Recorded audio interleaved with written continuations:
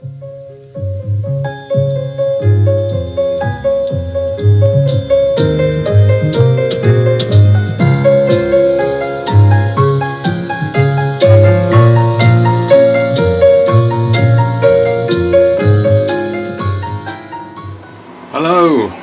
my friends, YTPC and YouTube Pipers, how are you doing?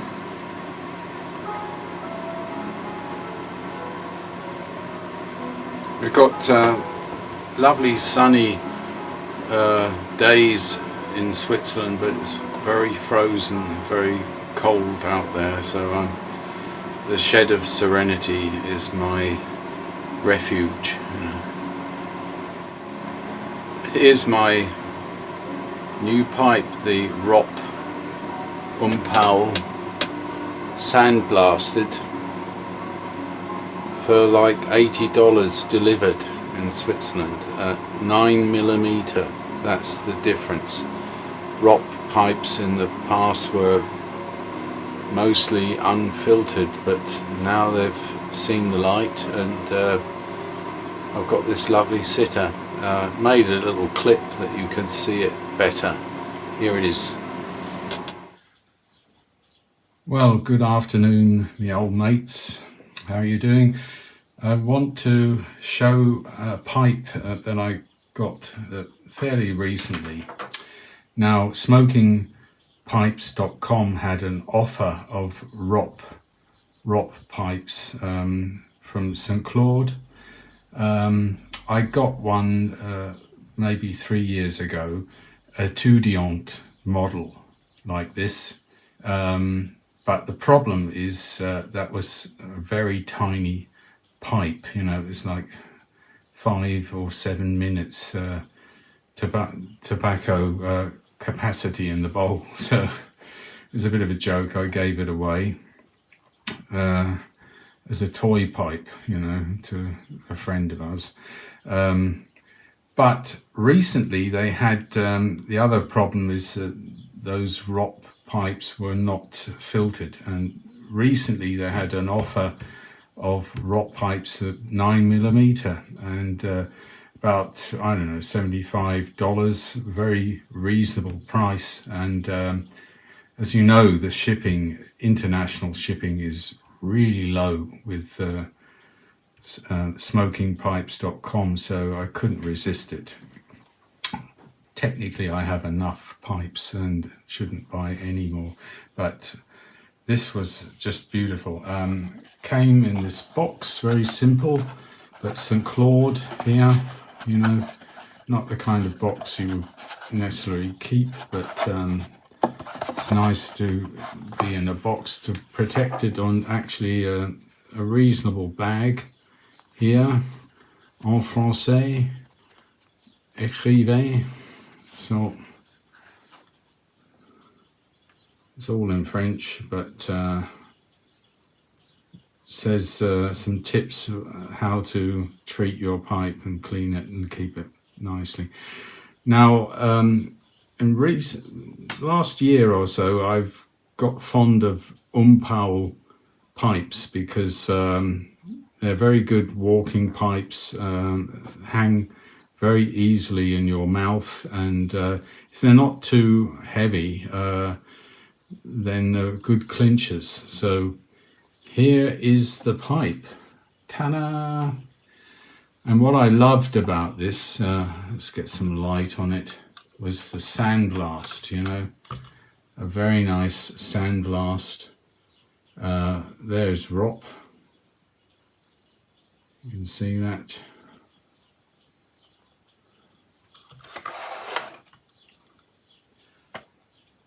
And sort of traditional dark stain.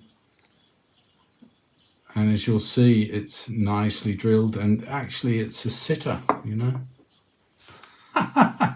which is great, and reasonably, you know, it's not the thickest bowl wall here, but it's pretty good. And 9mm,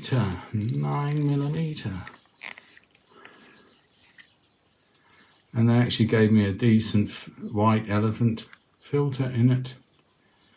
And I've got my act together here with showing you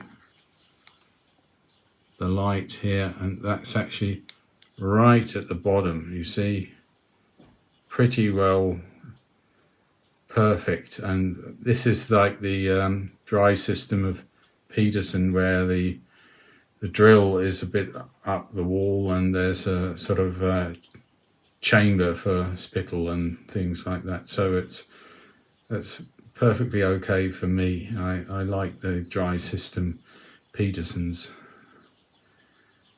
And for $75, you know, it cost me about 80, you know, Swiss francs, with all the shipping and everything. You can't beat that. And some of you will say, yeah, what is the weight? Let's have a look. This is in grams.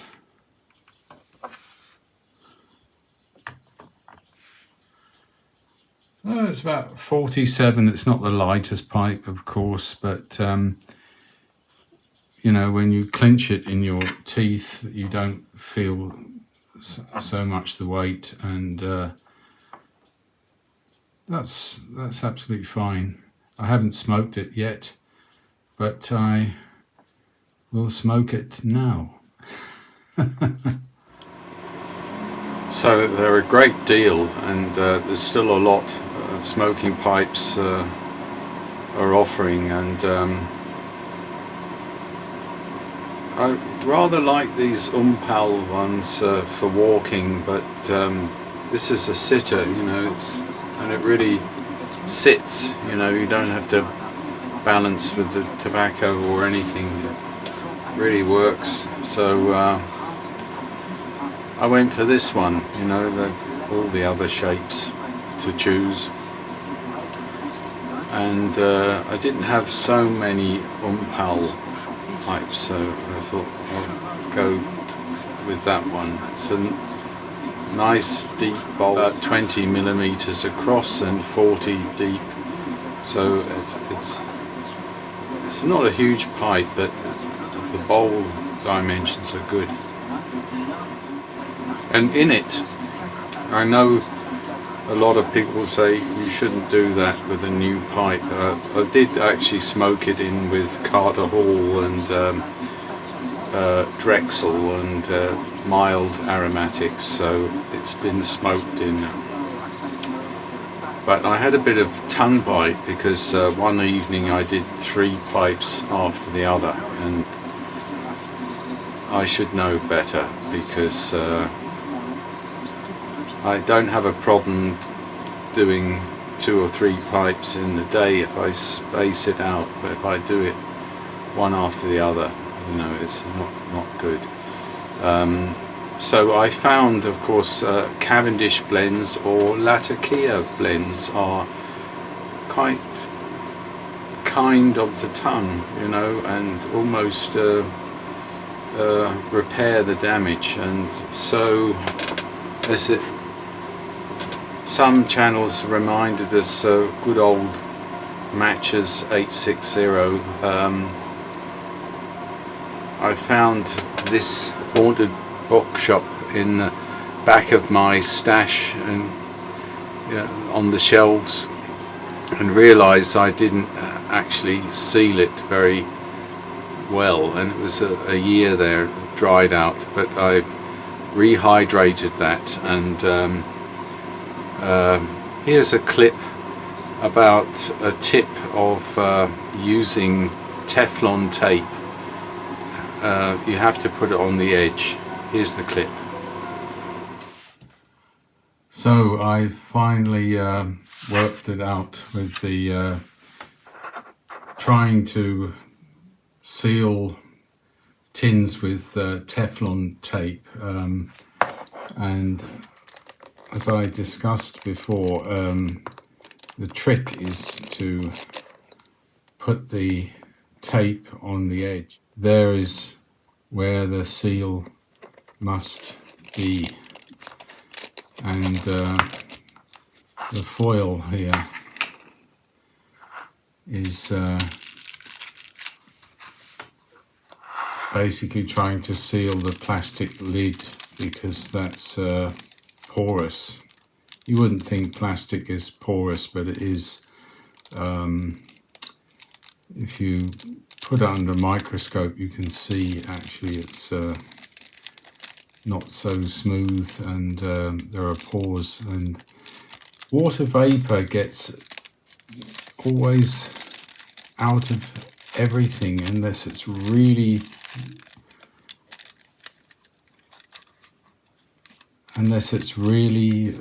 sealed effectively. So my experiment is closed, and you can see here I've had this maybe a half an hour. It's getting up to the black zone here, and I'm sure it will be in that range. So this has worked for about 2 weeks, right? So if you love tins and you're going to only consume it slowly, you can use this for a couple of weeks, but don't forget that tin in the back of your stash for a year, because it just won't seal. And the reason is you need pressure. So you have a screw top that puts pressure on the seal and makes it effective. And here you can't really put that pressure on the seal. You could put weight on top of it. So it's just a short-term stopgap to stop the tobacco drying really fast. It will slow it down, but that's it. So anything medium or long term is, you're back to the jar. Everyone says, I told you so, but I just like to experiment with things like this. And I still use Teflon tape on the jar screw thread, because that makes an absolute perfect seal. And occasionally even jar lids are not perfect if they're not screwed really tight, and they can loosen over time. So I still think there's a place for Teflon gas grade tape for sealing things, as well as Parafilm, which is also very good. But I found some old jars for 2 years ago that I sealed the outside with Parafilm. They had splits in the Parafilm. I think it's because the cellar is cold, and anything that has got a plastic character, even Parafilm gets a little bit of brittleness, and if it's stretched, then over time it can split. And I'll show you an example. So this is Peter Stokerby, Peaches and Cream, 18320.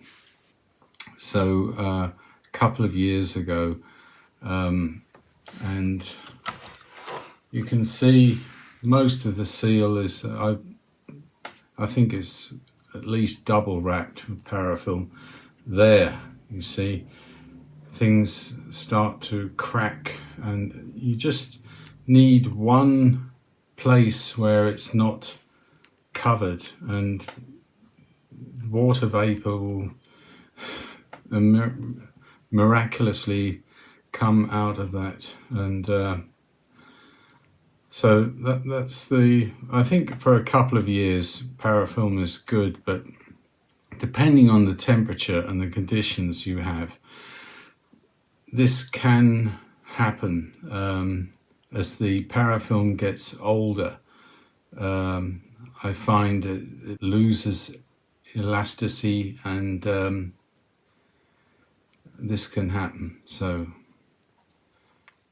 in future I will use Teflon tape on the thread under the lid to secure, because Teflon is very long-lived, and it will not have the splits that can appear here. So that's that. It's a lovely smoke now, a bit of that smoky sweetness which I love. Haunted Bookshop used to be a bit high for nicotine for me, but now actually I hardly notice that. So I've obviously got nicotine resistant over the last couple of years, and I can really see why matchers love this blend, because it's got everything. A bit of that smokiness, and there's the sweetness, and it's kind for the tongue, you know. Not only for walking, I think if you're doing some work or something, it hangs very easily as a clencher. It's over 40 grams, so it's not sort of medium weight, it's not really ultra light, it's not of course not heavy. You feel it, it's a relatively light pipe, but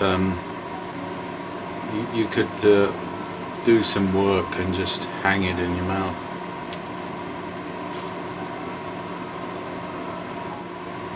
So I'm actually finished my inventory of my tobacco. Came about where I estimated I would, over 30 kilos. This is about 70 pounds. If I lived to 100, I could maybe smoke it all, you know. But actually I decided to send a few boxes to Ukraine. I know some pipe makers there, and they can give it to the troops with their pipes, the samples and whatever. And I think that will free up some shelf space, that I will have not jars on the floor of the cellar, you know, because my wife was saying, yeah, I think you've got too much tobacco, don't you? You know, it was spilling off the shelves, so she was right, you know. So I'll send probably I don't know, 3 to 5 kilos to Ukraine. And my good friend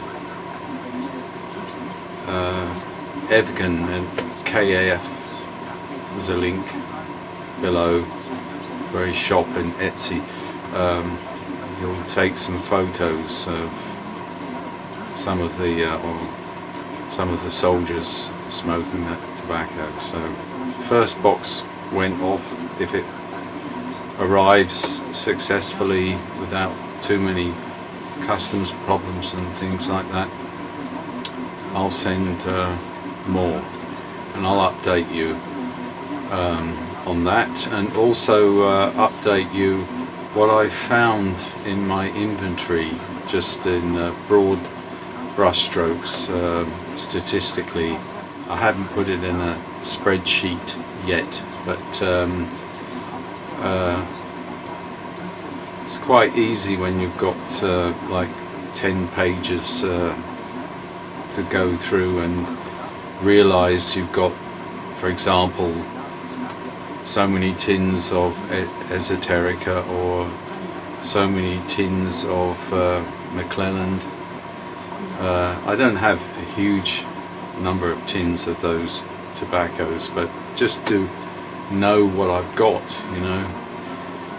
So after probably 3.5 years of, almost 4 years of collecting tobacco, it's good to actually work out what you've got and write it down, you know, at least for me, you know. I do find Haunted Bookshop is easy to smoke because it doesn't go out stays lit very easily.